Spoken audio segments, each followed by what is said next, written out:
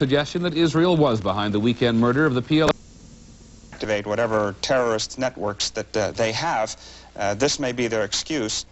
The State Department has already warned U.S. embassies abroad to be on the alert. The downing of an Iranian airliner by an American ship fighting off Iranian gunboats has caused more than a few ripples in the Persian Gulf. At least 290 passengers and crew died in the incident. The obvious and nagging question now is, how could it happen? How could an Iranian jumbo jet be mistaken for a fighter plane? David Martin chronicles the tragic events that for 290 people were a prescription for disaster. This incident. A full investigation will be conducted, but it is our judgment that based on the information currently available, the local commanders had sufficient reasons to believe their units were in jeopardy, and they fired in self-defense. The tragic sequence of events began at 10:10 a.m. Persian Gulf time when Iranian speedboats like these opened fire on an American helicopter operating off the cruiser Vincennes. The Vincennes and another U.S. Navy ship, the Montgomery, closed in on the Iranian speedboats and opened fire at 10:42. 5 minutes later, an aircraft was detected taking off from the Iranian airport at Bandar Abbas. The suspect aircraft was outside the prescribed commercial air corridor. More importantly, the aircraft headed directly for Vincennes on a constant bearing at high speed, approximately 450 knots. The Vincennes issued repeated warnings to the still unidentified aircraft, but the pilot did not answer. Based on electronic signals given off by the aircraft, the Vincennes, one of the most sophisticated ships in the American fleet, thought it was an Iranian F-14 jet fighter and declared it hostile. It all happened very fast. At 10:54 a.m., when the aircraft was about 9 miles away, Vincennes fired 2 surface-to-air missiles. At least 1 hit the aircraft. It was not an F-14, but an Iran Air Airbus like this, en route to Dubai with nearly 300 people aboard. Iranian television showed pictures of the grisly aftermath. Families in Dubai waited anxiously for news that only got worse. It was a tragic case of mistaken identity, but Admiral Krause said the commander of the Vincennes, Captain Will Rogers, acted properly. It is logical to conclude that while he is firing and they are approaching him, and an aircraft lifts off from Iran, goes toward him, steady course, high speed, increasing altitude, will not vary, will not contact him, it's a more than logical conclusion that he may very well be in jeopardy. David Martin, CBS News, the Pentagon. Reaction to today's events was predictably swift on Capitol Hill. The apparent Democratic presidential nominee, Michael Dukakis, backed up the Reagan administration stance that our armed forces had every right to defend themselves. While mourning the loss of human life, Dukakis added that he hopes a Pentagon investigation will quickly and fully respond to all the questions revolving around this tragedy.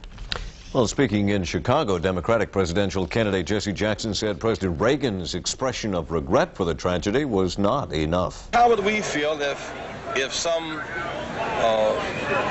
missiles launched from a ship off of the shore of America shot down 200+ American people? We would not be willing to just accept sorry. There would be a tendency to go beyond that with some form of retaliation. It's precisely that cycle of killing that must be broken. Jackson says a more comprehensive policy is needed towards the Middle East designed to ensure security for our allies, justice in all relationships, and peace for everybody.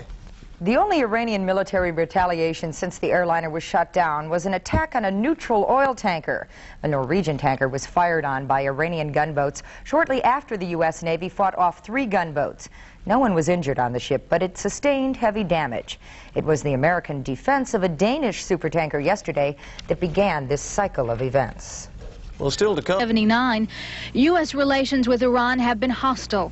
Today's incident virtually guarantees they will remain that way. Iran now has 290 new martyrs, and martyrdom is extremely important to the revolution's ideology and to Shiite tradition. And this is going to symbolize the deterioration in relations between the 2 states. Many analysts predict Iranian retaliation. They will have to do something to demonstrate to domestic opinion that they are strong enough to stand up to the United States inside the Gulf. Quite what that will be, we don't know. The Iranians could target U.S. forces in the Persian Gulf, resort to terrorism, or possibly take revenge by harming the 9 American hostages held by pro-Iranian factions in Lebanon. Yet CSU political scientist Roger Govey doesn't believe the Iranians will hurt the captives. Even though there have been quite a few incidents between the U.S. and the Iranians militarily. Iran's prime minister warned the U.S. must face the consequences of what he calls this criminal act. But Professor Govey told me Iran's bark is often worse than its bite.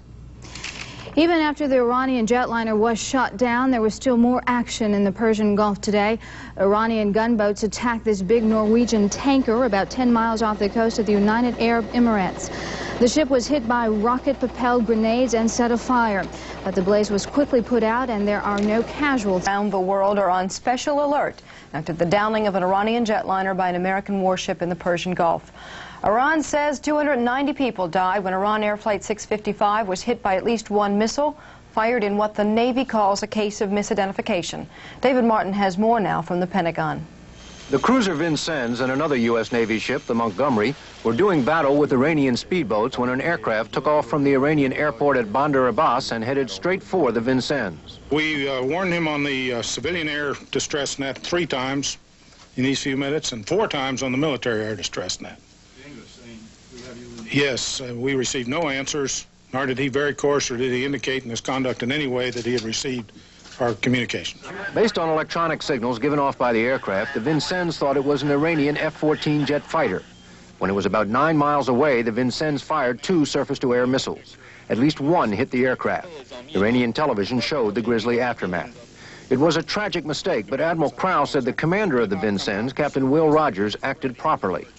It is my judgment, on the information that is available to us, that the commanding officer conducted himself with circumspection, and considering the information that was available to him, followed his authorities and acted with good judgment.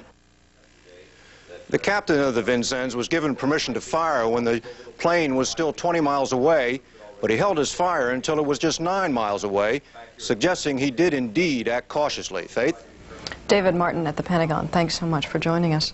The Soviet Union had some reaction today to the events in the Gulf. Radio Moscow accused U.S. naval commanders of losing control of their actions and questioned whether the downing of Flight 655 was really an accident. For the latest on what's happening in the Gulf, here is Alan Pizzi. Few tankers braved the Gulf shipping lanes today. The near-empty seas an indication of the tension that has followed in the wake of the downing of the Iranian airliner. Those who did keep working had to push their way into a thick haze of humidity that cut visibility to about 6 miles. Roughly the same conditions in which the guided missile cruiser Vincennes was operating when it shot down the Iranian jet. The U.S. Navy was out today questioning aircraft that ventured into the Navy's operating zone. There are distinctly different versions of how the accident occurred. The Americans claim the Iranian jetliner was descending when it was fired upon and was flying outside the normal air traffic corridor. The Iranians dispute that. They say the plane may have been climbing, and they say the Americans should not have made such a mistake. But just in case someone did make another mistake, salvage tugs were hovering near the Strait of Hormuz today, only a few miles from where the tragedy occurred. And for those not up to date with the news, the Iranians pumped out the BBC World Service radio news on the incident. The State Department has warned American embassies and offices abroad to be on the alert in case of Iranian retaliation. Ironically, they put it on Channel 16, the frequency used for establishing communication and making distress calls. Alan Pizzi, CBS News in the Gulf. Iran is threatening revenge against the United States. For more on the Iranian reaction to the tragedy, we go to Tom Fenton in London. Good day, Tom. Good day, Faith.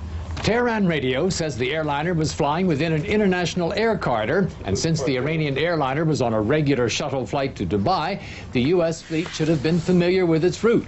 But officers on an Italian frigate in the Gulf say the airliner was outside the commercial air channel when it was shot down. Iranian rescue teams have so far recovered 150 bodies from the water. There is no likelihood of finding any survivors. The airliner disintegrated after being hit. An Iranian official called the downing of the airliner premeditated, cold-blooded murder and said the United States must face the consequences. Iran has asked the United Nations to condemn the American act. All this has happened at a time when some of the cooler heads in Iran, including Speaker of the Parliament Rafsanjani, have been trying to improve relations with the United States, and when hopes have been rising for release of the American hostages in Lebanon. The Iranian chargé d'affaires in London made it clear that Iran will react, but did not specify what that reaction would be. Well, I do not disclose what kind of response would be from our side, but naturally an appropriate and measured response to the magnitude of the crime. The incident will strain relations with America's allies, who have some 30 warships in the Gulf at America's request. A British member of Parliament who recently returned from an unofficial mission to Iran had this to say. That the American response to what appears to have been a colossal mistake, some would say a blunder, really should have been much more apologetic than it was. This has also hurt relations with friendly Arab states in the Gulf. A Western journalist in Dubai commented that Americans used to be the cowboys in the white hats there. Now, the Gulf states